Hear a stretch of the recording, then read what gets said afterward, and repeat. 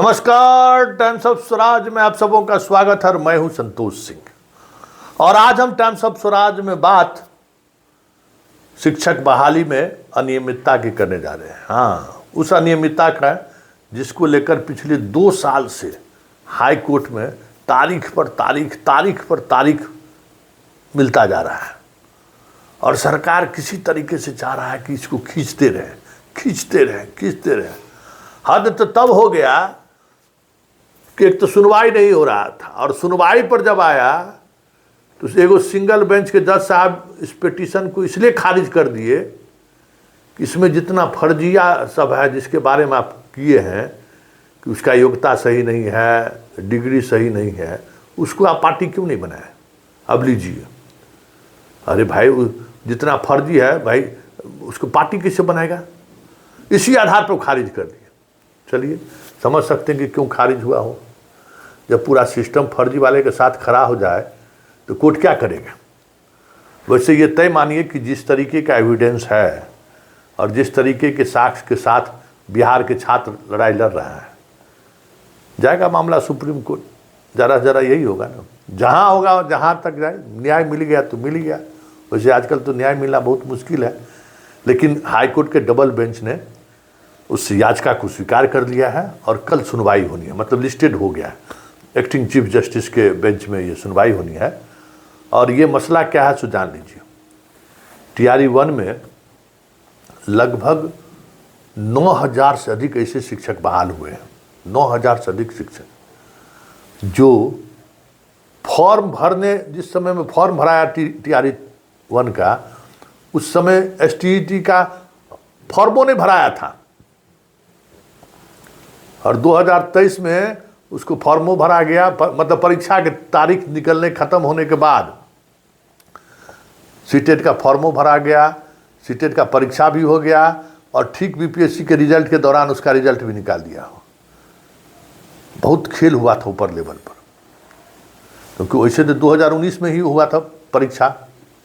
2019 तक वाला लोग भरता, 23 वाला को जो है सो अपना भरवाया ही आनंद किशोर एंड कंपनी। इसमें बड़े स्तर पर खेल हुआ है। तो एक वो लोग हैं, दूसरा पॉलिटेक्निक वाला बहुत लोग 10+2 में कंप्यूटर साइंस में बहाल हो गया, बड़े स्तर भी है, 3,000 से अधिक, समझे। और कुछ लोग दक्षता वाला भी है, उसका भी खेल किया है इन्होंने। लेकिन सबसे बड़ा खेल ये है कि भाई एसटीईटी में तो बिहार से बाहर के लोगों को अनुमति तो नहीं था भरने का। तो ऐसे 2700 शिक्षक चिन्हित हुए हैं। 2700 जो रहने वाले यूपी के हैं या तो झारखंड के रहने वाले हैं और वो सीटेट दे के उसके बाद बीपीएससी का जो परीक्षा हुआ उसमें वो टीचर बन गया है। उसका आधार कार्ड से लेके उसका एजुकेशनल क्वालिफिकेशन से लेके सब कुछ यूपी और झारखंड में है, बिहार में कुछ नहीं है। सीटेट देने के समय में यहाँ एगो पंचायत सचिव या पंचायत सेवक किसी से ले लिया है, उसमें भी 95 ऐसे शिक्षक हैं जिसका याचिकाकर्ता लोग जो है सो विधिवत वहाँ से सीओ के दफ्तर से सब कुछ करा के ले आया है कि ये यहाँ के निवासी है ही नहीं। 2700 पर है, लेकिन जो लोग लड़ाई लड़ रहा है उसमें 95 को लाकर उस प्रूफ को लगा दिया है। उसी तरीके से लगभग 7,000 ऐसे शिक्षक हैं जो हम कहें कि 2023 में पास किया है। उसकी सूची भी वो लोगों ने लगा दिया है। तो हाई कोर्ट का सिंगल बेंच कहा कि सबको आप पार्टी बनाइए। आप पार्टी नहीं बनाया इसलिए हम नहीं सुनेंगे। खारिज कर दिए थे।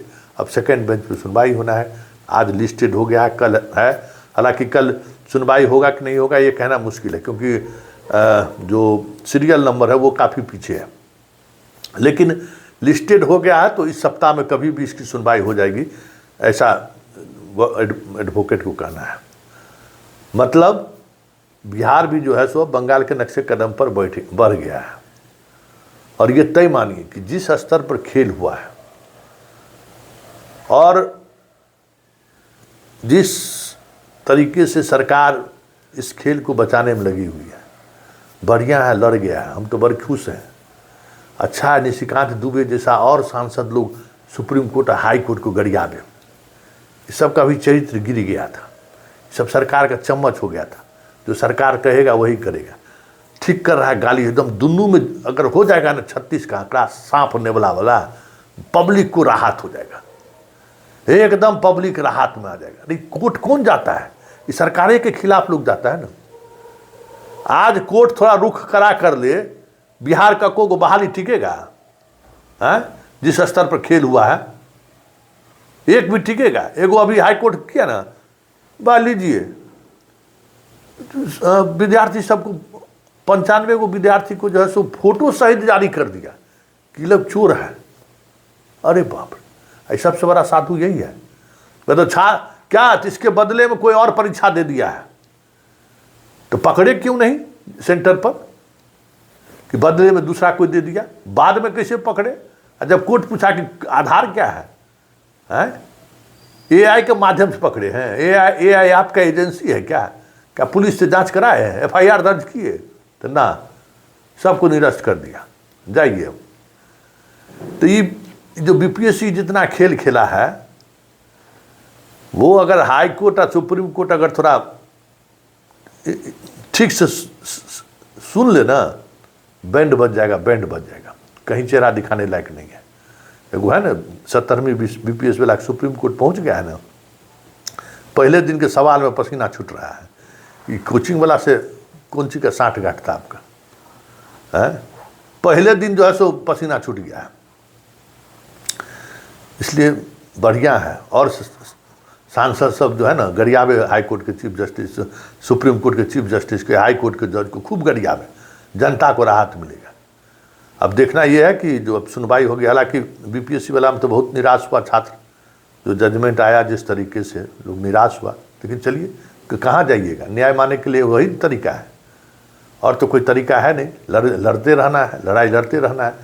तब देखना होगा कि इस मामले की का हश्र क्या होता है। लेकिन इतना तय है कि जिस तरीके से रीट याचिका को एक्सेप्ट की है कोर्ट, और जो मेरिट है उस मेरिट में अब पीके शाही जी अब जो कर ले, अब पीके शाही जी जितना दिन खींच ले सरकार को इस बहाली से, जितना दिन मतलब जो, क्योंकि एक मामला नहीं है, 13-14 गो मामला है, TRE 1 और TRE 2 का, भाषा उषा वाला सब है, कंप्यूटर साइंस वाला सब है, महिला वाला है, मतलब सब सुनवाई एकदम लास्ट स्टेज में है। और तारीख पर तारीख लिए जा रहे हैं, तारीख पर तारीख लिए जा रहे हैं। क्यों? कि कोई उपाय नहीं बचा हुआ है। शिक्षा विभाग अपने ही एफिडेविट में स्वीकार कर दिया कि हाँ गलती हुआ है, हम जो है सो हॉरिजेंटल और वर्टिकल वाला जो है सो फंस गया है सरकार, अब कुछ सूझ नहीं रहा है। हजारों महिला शिक्षक की नौकरी चली जाएगी, कि जितना यूपी वाला को जो बहाल कराए हैं ना, सब परेशानी में पड़ जाएगा। उसी तरीके से इसमें है। तो ये देखना दिलचस्प होगा कि इस सुनवाई का क्रम कैसे चलता है, ये देखना। हालांकि एक्टिंग चीफ जस्टिस के यहाँ अगर सुनवाई शुरू होगी तो परिणाम इस महीने में तो निकल ही जाएगा, मतलब फर्स्ट वीक में आते आते चीज़ें सामने आ जाएंगी। लेकिन इतना तय है कि जिस तरीके की अनियमितता हुई है, तय मानिए कि इस बहाली का भी हश्र बंगाल के शिक्षक बहाली जैसा ही हो तो कोई बड़ी बात नहीं हो।